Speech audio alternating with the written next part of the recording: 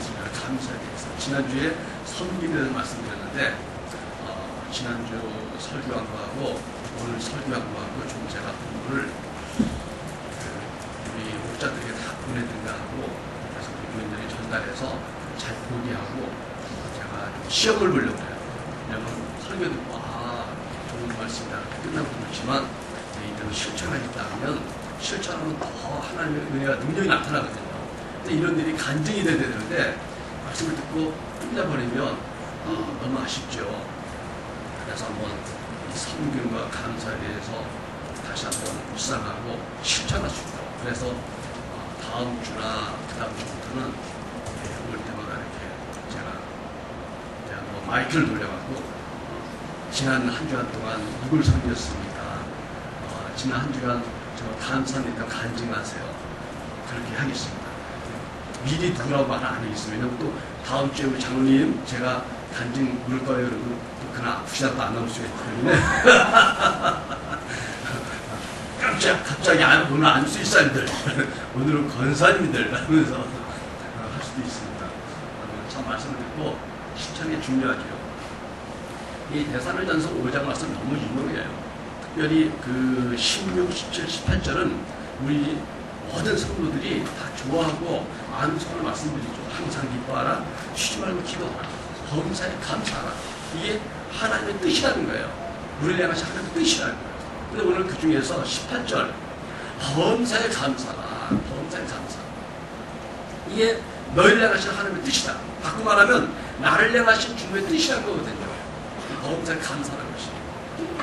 근데 이 말씀이 나온 배경은 그냥 나온 것이 아니라 이 데살로니가 교회의 이 리더들하고 또 성도들 간에 어떤 갈등이 생겼습니다. 그래서 뭔가 껄끄러워요. 불화해요. 마음이 상했어요. 말 몇 마디에 또 자기 주장하고 하다 보니까 어떤 갈등, 불화한 상태거든요.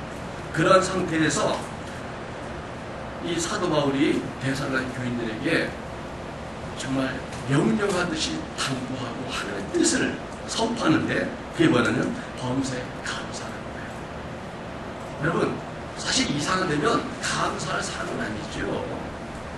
지금 심각한 갈등을 우살하고 있고 산을 마음이 들끓고 있는데 그거 앞으로 우리 교회가 이거 지금 쪼개져야 되는 거 아니야 이거? 우리 교회 진짜 이거 이제 갈 수 있어 이거? 그렇게 하는 상황에서 어떤 감사가 되겠어요? 사실 우리가 상식적으로 감사는 언제 하는 거냐면 평안할 때 하는 거죠. 평안할 때. 아니면 감사할 만한 어떤 특별한 일이 있을 때, 아니면 좋은 일이 일어났을 때 감사하는 게 상식적이죠. 우리 성도들 같으면 어떤 은혜를 받았다든가, 아니면 하나님이 어떤 응답을 주셔서 체험을 했을 거예요. 이럴 때 감사해야죠. 그렇다면 우리가 감사하지 말아도 다 감사합니다. 그런데 지금은 전혀 감사할 사안이 아닌데 감사라는 것이죠.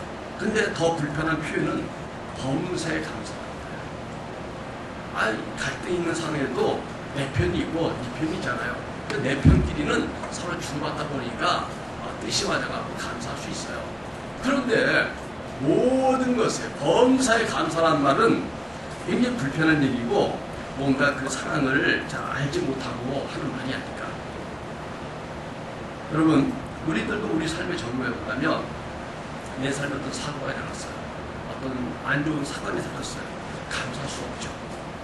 그리고 어떤 질병이나 갑자기 큰일이 터졌어요. 사고가 터졌어요. 감사할 수 없죠. 사실 살다 보면 근심거리 염려가 예상치 못하게 자꾸 옵니다. 우리 직장인들 그런 얘기 하잖아요. 보너스 타는 달이 오면은 아이고 보너스 타는구나 하고 기분이 뭔가 좋고 기다려지는데 우리 고백하면 무슨 말들 해요? 돈이 생기면 돈 나갈 일들이 항상 기다리고 있어요. 보너스 탈 때는 꼭 그 돈이 있을 때가 항상 대기하고 있어. 결국은 없는 게 없어요. 우리 삶이 그렇잖아요. 감사하려고 마음먹으면 감사 못할 일이 생겨. 내가 완전히 믿음 지키고 은혜로 살겠다고 은혜를 받으면 나를 시험하는 일이 생기는 것이 세상 일인 것 같아요. 그런 어떤 어려움, 특별히 더 정말 절망스러운 순간에 어떻게 감사할 수 있냐는 거죠. 여러분, 우리 성도님들은 이런 상황에 정말 감사할 수 있습니까? 여러분, 자신에게 한번 물어볼 필요가 있어요. 오늘 바울이 이런 데살로니가 교회가 지금 불편하고 불안한 상태인 것을 모르고 일방적으로 감사하는 거냐? 그렇지 않아요. 그게 중요하죠. 바울이 이 문제를 다 알아요. 이 문제로 바울이 기도하고 있어요. 염려하고 있어요. 그런데 이 상황을, 모든 상황을 알고 있는 상황에서 바울이 감사를 말한 것은 일방적인 것이 아니고 형편을 모르는 게 아니다. 이 상황을 너무나 잘 알기 때문에 바울은 이 상황, 이 문제를 해결하기 위해서, 이걸 신앙적으로 해결하기 위해서 처방한 처방이 범사에 감사가 중요해요. 처방이 바로 범사에 감사예요. 바울이 범사에 감사라는 말은 예수 안에 있다면 우리가 예수 안에 있는 자라면, 우리가 믿음 안에 있는 자라면 모든 게 감사해야 된다는 의미입니다. 여기에 범사란 그 말 뜻은 in everything, 모든 일, 모든 일, 전부를 의미하는 거예요. 그래서 일반적으로 이 감사의 조건, 감사의 이유가 있고 감사의 상황이 생길 때만 감사하는 것인데, 이거는 모든 일에 감사하는 건 아니라는 거죠. 대개 우리 감사는 대중심입니다. 나를 위해서 좋은 일이 생기면 감사합니다. 또 자신에게 어떤 감사 조건이 되면 그때 감사해요. 근데 이런 조건부적인 감사는 for everything, 나를 위해서, 나만을 위한 내 중심적인 그런 어떤 선별적인 그러한 감사죠. 여러분, 범사의 감사는 예수 안에서 모든 일에 감사하는 것을 아시고 믿으실 줄을 축원합니다. 따라합시다. 모든 일에 어떠한 상황에도 감사하는 것이 신앙인의 본분이다. 좋은 일도 힘든 일도 어려운 일도 예수 안에서 감사의 이유를 가지고 예수 안에 있다면 감사할 수 있다는 것이죠. 그게 in everything이야. 그게 in everything. 이 모든 일에 예수님의 계획이 있고 인도하심이 있을 거다. 우리는 그걸 믿기 때문에 미리 감사할 수 있는 거죠. 유명한 예화가 있습니다. 유대인의 그 핍박 시기에 마치 그 수용소 안에서 고생을 많이 하고 부모와 형제를 다 살해당하는 것을 지켜보았던 그 코리덴 분 여사가 나중에 살아남아서 간증하러 다녔거든요. 그분의 얘기 중에 보니까 유대인을 숨겨준 죄로 독일의 나치 포로 수용소에 그녀 언니 배시와 함께 수용됐습니다. 그리고 그 자매는 그 안에서도 비밀리에 그 안에 있는 사람들에게 복음을 전하는 거예요. 이 정말 죽음의 경각에 달린 그 수용소, 그 무서운 수용소, 그리고 호된 그 삶 속에서도 복음을 전했어요. 근데 한 번은 수용소 병동으로 옮기게 한 거예요. 그래서 옮겨갔는데, 아니 이 병동 여기는 이 벼룩이 얼마나 많은지 가득 찬 거예요. 그래서 2층 침대에서 어쩌다가 천장에 머리를 툭 하면 거기서 그냥 이 벼룩이 쭉 쏟아진다는 거예요. 뭔가 침대, 모든 옷들이 이대로 가득 차 있고 넘쳐나 있어요. 특히 좁은 공간에 많은 사람이 있으니까 피해서 숨을 곳도 없어요. 그래서 아주 몸 안에 이들로 인해서 몸들을 빨아할 수 없는 거죠. 이런 상황에 코리가 정말 속상합니다.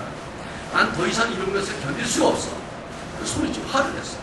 그랬더니 그 언니 배시가 코리야, 이런 상황에서도 감사할 수 있어야 돼. 예수는 우리가 이곳에서도 감사하길 원하시고, 그렇지만 코리 마음은 그렇지 않죠. 얼마 후에 이 수용소에 문제가 생겼어요. 그래서 이 문제를 해결해달라고 이 마치 그 관리하는 사람들에게 요청을 했는데 세상에 아무도 안 와. 왜? 관리인들이 거기 가면 이가 없는데 거기 누가 오고 싶겠어요? 오고 싶지 않으니까 변명을 하면 절대 안 오는 거예요. 그때 이 코리가 깨달은 게 있어요. 뭐냐면 범사에 감사하는 뜻이 무엇인지 그때 알았다는 거예요.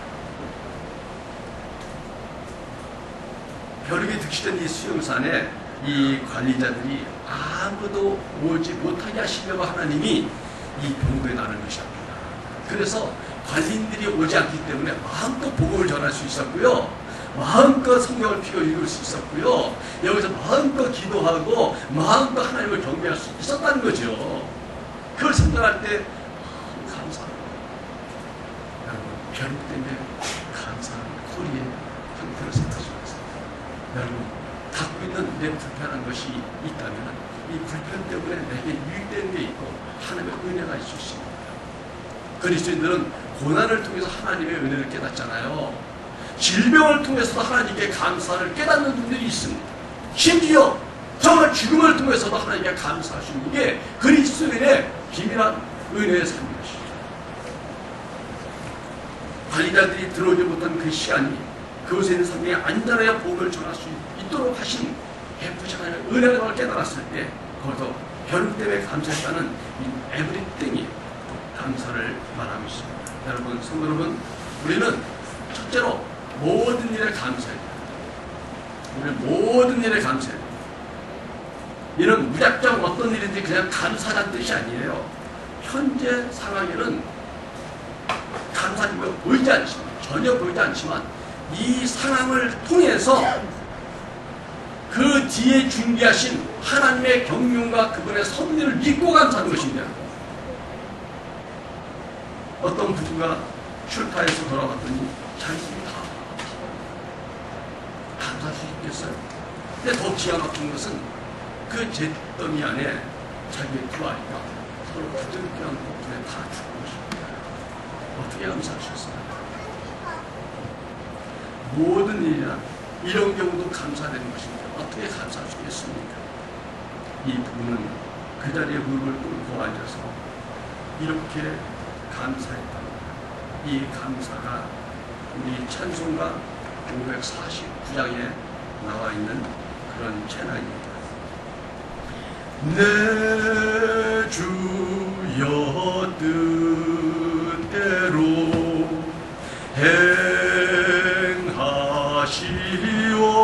행하시옵소서. 온 몸과 영혼을 다 주께 드리니 이 세상 고락간 주인도 하시고 날 주관하셔서 뜻대로 하소서.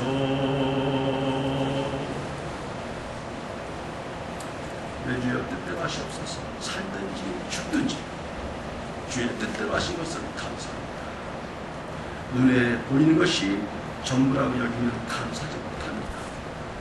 그래서 감사는 신앙입니다. 감사는 신앙의 고백입니다. 감사는 신앙의 행동과 결단에서 나오는 것이지 상황에 맞춰 나오는 게 절대 아닌 것입니다. 여러분, 둘째로 감사라는 말씀은 실제로 감사를 실천하는 말씀입니다. 감사에는 소극적인 감사가 있고 적극적인 감사가 있어요. 이 소극적인 감사는 원망과 불평을 극복하는 것입니다. 감사하기 위해서 내 속에 있는 원망과 불평을 던져 버려야 돼요. 그래야만 감사할 수 있죠. 이게 그래도 소극적인 감사입니다. 적극적인 감사는 그 감사를 행동으로 옮기는 거예요. 행동으로 옮기는 거예요. 실천하는 것입니다. 자기의 삶을 통해서 드러내고 자기 삶을 통해서 감사를 표현하는 것이 이게 적극적인 감사인 것입니다. 감사할 수 없는 상황에서도 감사를 나타내는 것이 신앙이라는 뜻인 것입니다. 손양 목사님의 9가지 감사란 글이 있습니다. 우리나라 해방된 이후에 북쪽에서만이 아니라 남쪽에서도 이 공산당의 그 잔당이었던 안보당이 활동을 했었습니다.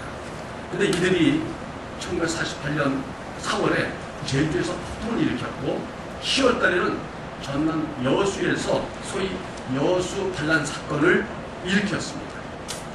공산주의자들은 그들만의 이론인 그 유물사관에 의해서 개그 투쟁론을 주장하기 위해서 어떠한 종교든지 그것은 종교는 마약이다. 그리고 그걸 인정하지 않았기 때문에 학교에서 그 기독교 학생 회장직을 맡고 있었던 손양 목사의 두 아들을 잡은 거예요. 큰아들 동인이, 동생 동신이. 이 둘은 정말 진실한 크리스찬이었기 때문에 공산당은 그들을 붙잡아서 48년 10월 21일 둘 다 총으로 살해했습니다. 그 당시 그때 동인의 나이가 23세, 동신 나이가 불과 18세였습니다. 두 아들이 세상을 떠난 지 엿새 후에 48년 10월 27일 두 아들의 장례식장에서 손양 목사는 9가지 감사를 드렸습니다. 첫째, 나 같은 죄인의 혈통에서 순교자 나왔으니 감사합니다. 둘째, 허다한 많은 성도 중에 이렇게도 귀한 보배 사역을 나에게 맡겨주시니 감사합니다. 셋째, 삼난 삼녀 중에서 가장 아름다운 장자와 차자를 바치게 하셔서 감사합니다. 넷째, 하나들 순교도 귀하거든 하물며 두 아들이 함께 순교했으니 더욱 감사합니다. 다섯째, 예수 믿다가 누워서 죽는 것도 큰 복이라 하늘 끝까지 전도하다가 총살 순교당했으니 감사합니다. 여섯째, 미국 가려고 준비하던 두 아들 미국보다 더 좋은 천국 갔으니 내 마음을 안심케 해주셔서 감사합니다. 내 사랑하는 두 아들을 총살시킨 원수를 회개시켜 내 아들을 삼고자 하는 사랑하는 마음 주셔서 감사합니다. 여덟째, 두 아들 순교의 열매로 말미암아 우수한 천국의 아들들이 생길 것을 생각하니 감사합니다. 이 같은 역경 속에서도 하나님의 사랑을 깨닫고 이상의 진리와 사랑과 신뢰를 찾는 기쁜 마음과 믿음을 주셔서 감사합니다. 이렇게 9가지 감사를 올려드렸습니다. 두 아들 잃은 손양 목사님은 자기의 두 아들을 죽인 그 사형수 안재선을 용산으로 또 모자랐습니다.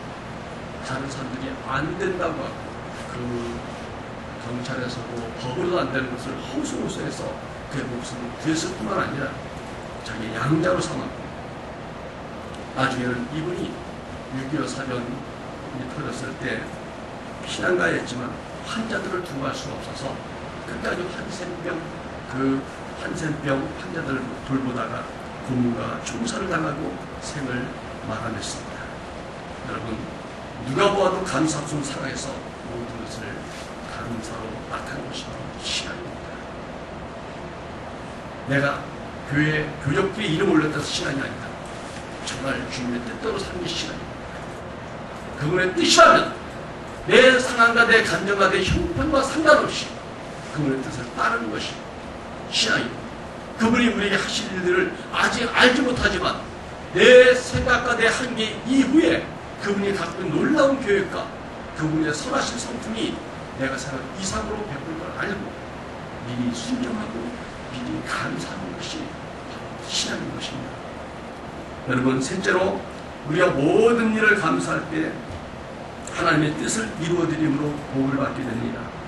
하나님께서 우리에게 모든 걸 감사하라고 하시는 그 이유는 우리의 감사로 내 삶을 바꿔주시려는 하나님의 계획인 거예요. 나를 무시하는 게 아니에요.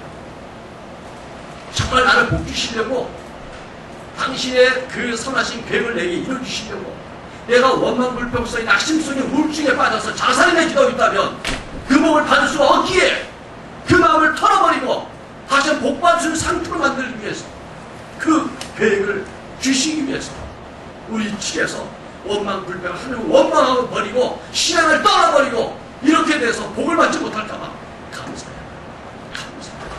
극복해라. 이 상황을 이겨라. 너의 감정을 다스려라. 이 모든 극한 상황에서 네가 감사를 이루면 안 된다고 하신 것은 나를 향하신 하나님의 계획이란 말이야. 감사로 상황을 바꿔주시고 환경을 바꿔주시는 계획이 있으니 미리 감사라는 것입니다. 내가 상상했던 상황은 아닙니다.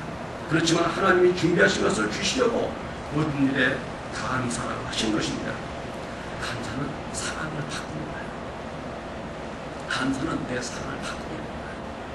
이 원망스럽고 정말 저주스러운 이 세상이라 했던 그 내 마음을 바꿔버리고 이 세상 살만한 세상으로 바꿔버리고 이 세상 모든 사람이 나를 미워하고 나를 저주하고 나를 다 배신한 것처럼 보이지만 그러나 이 사람들이 나를 사랑에 대하고 이 세상의 중성을 막구나 이런 세상을 맛보게 하시려고 나를 변화시키려고는 하나님의 계획인 것입니다. 감사하면 할수록 더 많은 사랑을 주님 받고 주십니다. 모든 일에는 그리스도 예수 안에 간초있는 하나님의 시간표가 있어요. 하나님의 시간표가 있어요. 믿고 감사하면 나를 통해서 주님이 내 주변을 바꿔줄 줄 믿습니다. 이미 여기 계신 성도 중에서도 나를 통해서 내 주변을 바꿔주신 걸 경험하시는 거잖아요.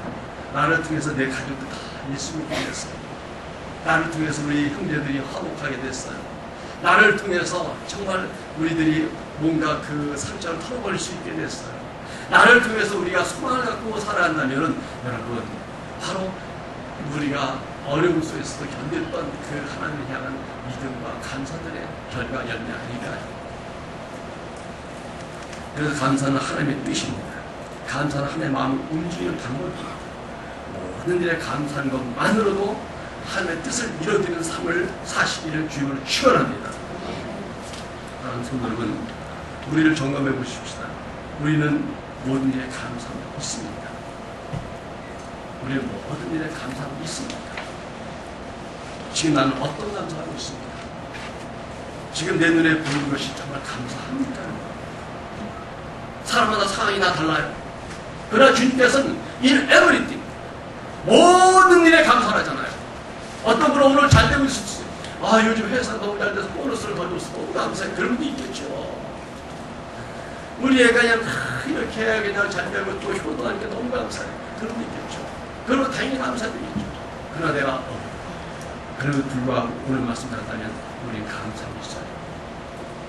내 상황이 불편해. 왜 나만 이렇게 되는지 모르겠어. 내 삶을 자꾸 산 넘어 살이고 어춤대 겹치고 왜 이런지 모르겠어. 그럼에도 불구하고 감사하고 있어요. 여러분 그 어려운 상황이지만 그러나 그 상황 속에서 역사하시는 주님을 보고 있다면 감사될 줄 믿습니다.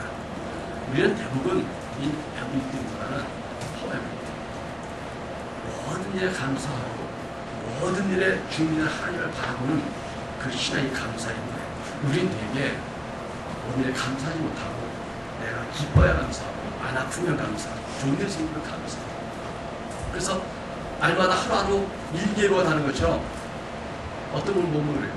어떤 날은 벌써 무슨 좋은 일이 있어요. 뭐 잘하게. 오늘은 왜 이렇게 불쌍히 있어요? 그냥 그것이 안 속삭여. 날마다 일기로 다른 분이 있어요. 근데 여러분 최소한 우리 교회 지사님 이상쯤 되신 분들은 일기가 항상 화창이 될 줄 있습니다. 하면 권사님쯤 되면 날마다 그냥 화창에다 그냥 바닷가에 산다. 이렇게 불어낼 줄 있습니다. 우리 권사님 딱 나타나면 벌써 그냥 해가 뜨는 것 같이 또 곁에만 있어도 그냥 막 우울증이 막 치료가 돼. 권사님 옆에만 있으면 그냥 바람이 살살 불면서 기분까지 좋아지는 역사가 우리 교회 권사님 될 줄 믿습니다. 아멘. 그런 사람이 있잖아요. 자식 중에도 어떤 자식이 오면서 찍어오자. 아이고 저런 식이야. 저 보기만 해도 속이 있어요. 근데 어떤 자식이 오면 아이고 내가 니 덕에 산다. 니 덕에 산다. 이럴 수 있잖아. 그 아이가 그는 덕이 분명히 기쁩니다. 우리들도 하나 앞에서 항상 신앙이 된다면 하나님의 기쁨이 역사하겠다. 주변 사람들을 변화시키는 그런 인생을 주고 있습니다. 여러분 선택적인 감사를 하는 사람들은 감사를 안 하는 건 아니지만 그러나 이런 감사는 신앙이 성장하는 것입니다. 그게 문제입니다. 우리 중에 기뻐하지 않는 사람이 어디 있겠어? 감사할 때 많이 있어요. 감사보다 잘 하시는 분이 있어요. 근데 안 될 때 보면은 그분이 감사할 때 감사를 어떤 건 하지 않아요. 모든 일에 감사하는 게 아니에요. 그래서 항상 신앙이 올라갔다 내려갔다. 그래서 여러분 기복신앙이 뭐예요? 올라갔다 내려갔다는 상황에 따라서 감정에 따라서 자기 형편에 따라서 왔다 갔다 하는 것이 기복신앙. 이 신앙은 잘하는 게 아니에요. 여러분 어떤 아이가 시험을 보면 기분이 좀 어떤 때는 올백을 맞아. 아이고 애가 공부를 잘하는구나 칭찬했더니 그 다음부터 기분이 나빴는지 빵점을 맞아. 얘가 지금 100점짜리예요? 0점짜리예요? 알 수가 없어. 항상 걔를 보고 불안해. 이런 기분이 좋으니다. 사람도 불안한 사람이 있어요. 보면 불안한 사람이 있어요. 왜? 그날 일기예보 어떤 일 모르니까. 아유, 그 집사, 글쎄, 아까 얼굴이 안 좋던데, 오늘 조심해야 돼. 그 집사 건너면 폭발해. 그 집사님 항상 올라갔다 내렸다니까 항상 불안해. 날씨가 좋은지 나쁜지. 그런 눈치를 주는 사람이 되면 되겠습니까? 나를 보면 항상 신실하고, 나를 보면 항상 하나님의 에너지가 나오고, 나를 통해 하나님의 역사 나오는 그런 사람이 항상 인정받는 사람이 되겠습니다. 여러분, 지금 이 자리에 앉아계신 분 중에서도 나는 이래서 감사할 수 없다, 나는 도저히 이런 상황에서 신앙을 지속할 수 없다고 생각한다면, 내가 내 인생의 균이 되어서 신앙생활하는 척하고 내가 유리할 때만 감동을 찾게 되는 것입니다. 그러나 주님께서 내 문제 속에서 일하고 계시다는 그런 확신이 있고, 내가 주체가 되는 것이 아니고 주님이 내 인생의 주체가 되는 걸 믿고 있다면, 그분은 항상 주님에서 확실한 신앙으로 경고해야 될 줄 믿습니다. 어떤 권사님은 1년에 한두 번이니까 감사하잖아요. 근데 그분이 뭐라 하냐니까, 아유, 감사를 하긴 했는데, 그런 생각은 있는데, 교회만 오면 새까맣게 잊어버려. 감사 습관이 없어서. 감사는 훈련입니다. 감사는 훈련입니다. 그게 습관이 돼야 돼요. 습관이 되지 않고서는 쉽게 나올 수 있는 게 아니에요. 오늘 잘 보세요. 여러분, 오늘 점심 드실 때 잘 보세요. 이렇게 말씀을 감사님 한자 듣고 내가 가면서 불평하면서 앉아서 식사하면서 자기 자식들 그냥 까딱까딱 이렇게 하시고, 그냥 막 그냥 요즘 세상 이렇게 하시고, 우리 교인들 몇 명을 이렇게 씹어야 막 떠도 씹을수록 뭐 단물이 빠진다고 그냥 어떤 분은 남을 이렇게 해보면 막 희열을 느끼는 분이 있어요. 몇 사람을 이렇게 해야 뭔가 오늘 좀 한 것 같아. 왜 그러냐면 남을 낮춰야 내가 있어 보이는 거야. 내가 내세울 게 없으니까 남을 눌러야 내가 있는 것처럼 보이는 거야. 아유, 왜 그래? 나는 괜찮다는 거지. 아유, 그런 친구 상종하지 마라. 왜? 나는 괜찮다는 거, 그런 말을 통해서 굉장히 나쁜, 내가 특별한 방법이거든요. 굉장히 남을 씹고, 남을 누르고, 남을 압제하고, 원망 불평을 통해서 자기는 괜찮은데 세상이 나쁘다는 거지. 나는 옳은데 세상 사람이 다 나쁘다는 것이지. 나는 올바른 신앙을 갖고 있는데 하나님이 나한테 잘하지 않는다는 것이지. 어떻게 신앙이 성공할 수 있어요? 여러분, 감사하기 위해서는 기억해야 돼요. 신경을 써야 돼요. 그리고 노력을 해야 됩니다. 여러분, 제가 부탁드립니다. 지금부터 모든 일에 감사를 시작하십시다. 따라합시다. 지금부터 감사를 시작하자. 이제 하나님의 준비된 시간이 우리에게 기다리고 있을 거예요. 여러분, 그러기 위해서 첫째는 문제를 바라보지 말고 주님을 바라봐야 됩니다. 문제만 보이면 주님이 안 보여요. 문제만 보이고 주님이 안 보이는 사람은 허위무ting이에요. 벌써 내 중심이에요. 문제 안에 있지 말고 주님 안에 있어야 돼요. 주님 안에 있어야 돼요. 내가 주인이 돼서 문제를 바라보지 말고 주님 안에서 주님께서 하신 것을 믿으면서 바라보면은 그 일이 감사할 수 있고 일이 다 믿음될 수 있습니다. 그래서 여러분, 감사도 하고 신앙 성장도 하시고 복을 받는 그런 감사한 사람들에게 주님을 축원합니다. 둘째로, 감사를 방해하는 현실과 싸워야 돼요. 현실을 무시하자는 게 아니에요. 모른 척하는 게 아니에요. 얻는 척하는 게 아니에요. 그 문제에 대해서 그냥 아무것도 하지 않으면서 허허하고 웃고 그냥 감사한다고 이렇게 하는 게 아니에요. 감사를 방해하는 현실과 싸워야 돼요. 첫 번째 세력은 내 안에 불평, 원망입니다. 그리고 불신앙적인 말입니다. 이런 것들이 나를 방해하고 나를 정말 복받지 못하게 합니다. 내 안에 불평, 원망은 하나님의 축복의 반대세력입니다. 이거와 싸워서 이겨. 이것을 이기려면 감사의 말을 일부러 말해야 돼요. 그리고 특별히 자기 자신을 축복해야 돼요. 거울을 보면서 우리가 뭐 하는 그런 자기 개발을 하는 사람들 강사 있잖아요. 어떤 사람은 거울 보고 나오고 무엇을 했다. 하하하. 그것도 긍정적인 마음을 가지고 웃는 걸 하잖아요. 좋아요. 우리 자신에게 축복해야 됩니다. 오늘따라 이렇게 잘생겼니? 오늘따라 최고야. 너 사람들이 인정하지 않아도 너가 얼마나 대단한 건 알고 있어. 오늘 잘 될 거야. 너 이거 이길 수 있어. 너 무서워 괜찮아. 하나님 너와 함께 하시잖아. 이 거울을 보고 자기를 축복해야 돼 여러분.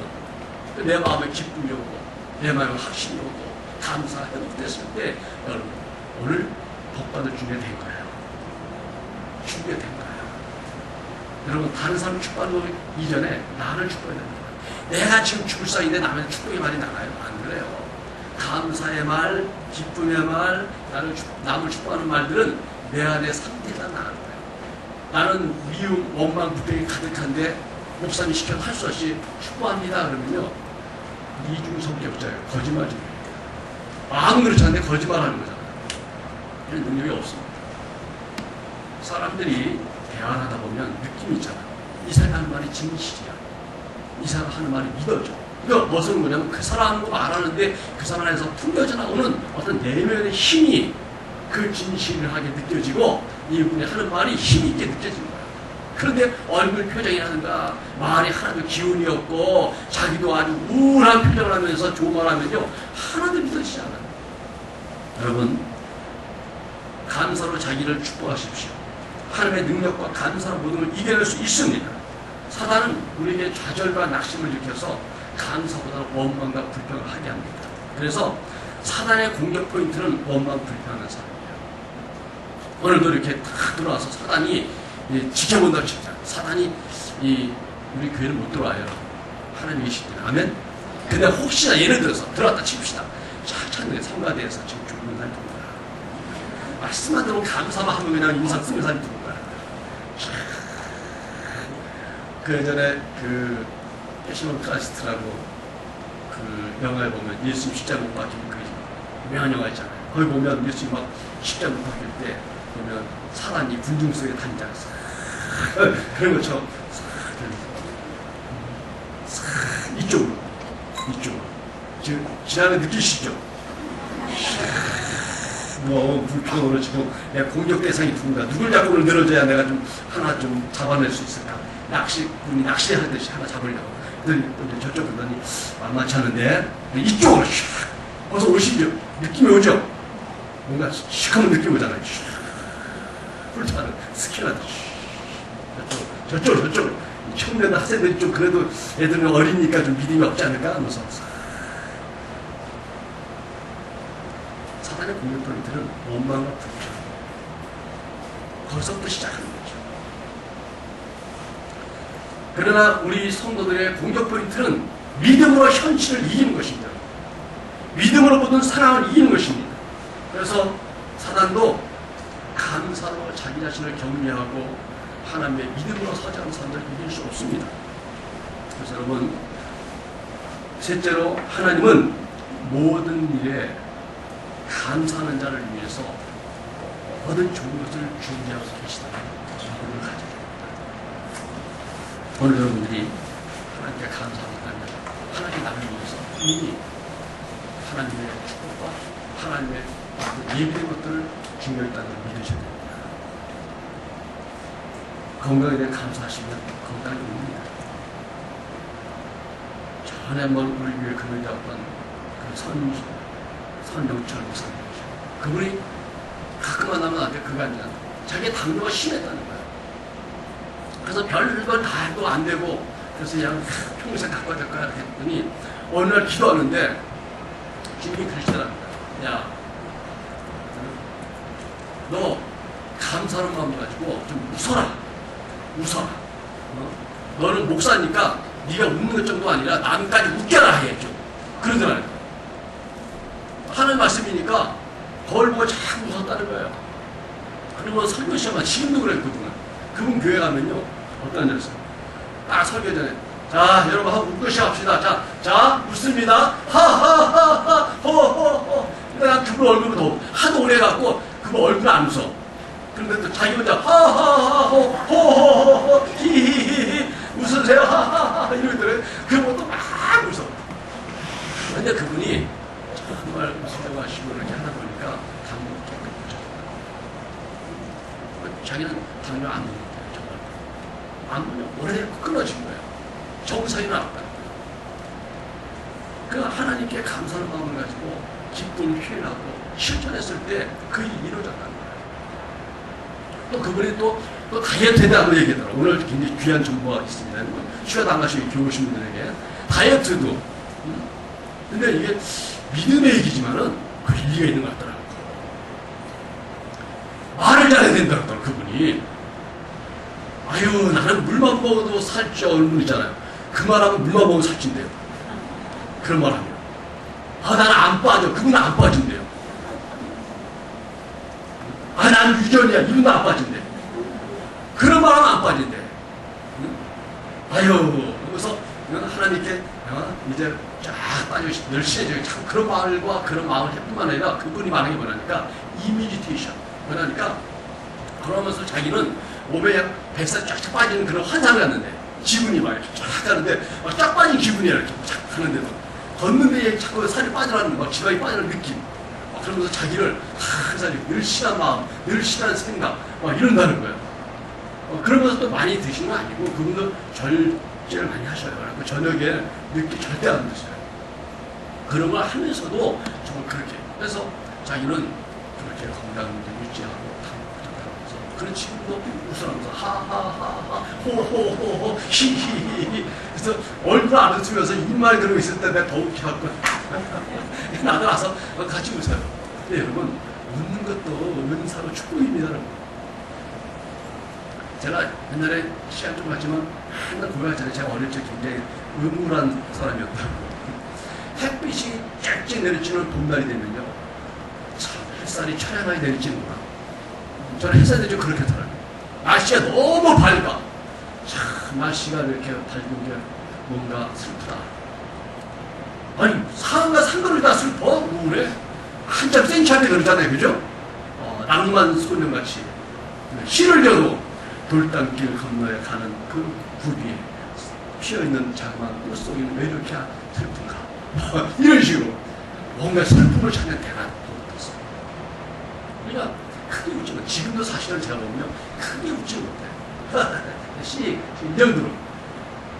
근데 2000년도에 교회 어려움 나가고 하나 앞에서 내가 참 부족해서 방법이었구나. 그동안 열심히 했는데 암에 부닥치고 이렇게 어려운 거 보니까 능력이었구나. 내가 하던 걸 해갖고는 아무 소망이 없다. 그럼 어떻게 해야 되나? 내가 하던 모든 것들이 부정적이게 돼요. 하나님 말씀을 전했었고 내가 말씀을 제대로 전했으면 어려울 때 성도들이 교회를 더 붙들고 같이 기도했지 왜 떠났을까? 내가 설교를 잘못하고 목회를 못했구나. 그럼 똑같이 설교했구나 아무 소망이 없다. 내가 열심히 성도 사랑하고 아주 볼륨도 쳐주고 정말 시장 봐주는데 시장 보는데 가고 눈정도 해주고 이렇게 몸을 봉사했는데 아무 소용이 없어. 떠날 때 보니까 아무런 고마움이 없이 떠난다. 내가 잘못했다. 어떻게 돼? 마음이 더 힘들었죠. 근데 어느 날 서울에 가서 어느 집회 참석했는데 거기서 은혜를 다 해먹었어요. 그리고 내 안에 있는 슬픔을 발견하고 그것을 그냥 정말 우울해. 울면서 다 떠내버려야 된다. 슬퍼할 거 슬퍼해야 된다. 그래서 막 억지로 우울해. 그래서 억지로 하는데 우는 게 돼요. 근데도 막 하는데 진짜 슬퍼지더라고. 신기하더라고. 사람 하루하면 슬퍼지더라고. 오늘 가서 해보세요. 그거 때 문 잠그고 혼자 해야 됩니다. 사람들 보면 또 약간 정신적 문제 있는 친구하니까 슬퍼지더라고. 근데 슬픔이 나오는데 한 2, 3일 걸렸어요. 그러니까 또 이제 허탈해지면서 웃음이 나오더라고. 갑자기 생각이 이제 한참 오고 나니까 허탈해지면서 뭔가 인생이 더덥다. 내가 왜 이렇게 힘들게 살았나.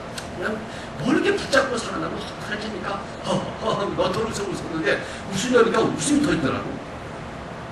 나중에는 얼마나 배꼽 잡고 있는데 막 여기가 있죠.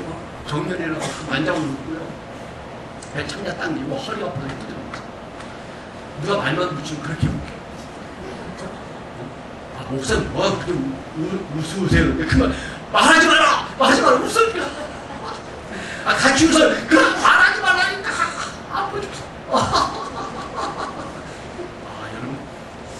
그때요. 그때 끝나고 나서 그게 한 시간 정도 그 상황이 된 것 같아요. 끝나갔는데 그때는 마음이 안정감이 나고요. 뭔가 상황을 받아들이는 능력이 커진 것 같아요. 하나님의 은혜, 체험, 은사 체험이 그렇게 한번 경험하니까 하나님 이걸 통해서 내 안에 있는 어떤 그 표현하지 못했던 아픔들, 슬픔을 이렇게 내뱉게 하시고 또 내가 기쁠 때 감사를 못하고 웃지 못했던 그런 것들을 표현하게 하심으로써 내 감정을 다시 조정하시고 감정 균형을 맞춰준 것 같아요. 여러분, 우리가 감사하는 얘기는 슬퍼하지 말라는 얘기 아니에요. 슬픔이 있으면 슬퍼해야 되지만 그러나 감사하면 그 슬픔 속에서 또 금방 잊고 일어섰다는 얘기지. 절대 울면 안 된다. 절대 아파하지 말자. 그 뜻이 아니에요, 여러분. 때리면 아프죠, 여러분. 벌써 느낌 오잖아요. 짜릿하죠.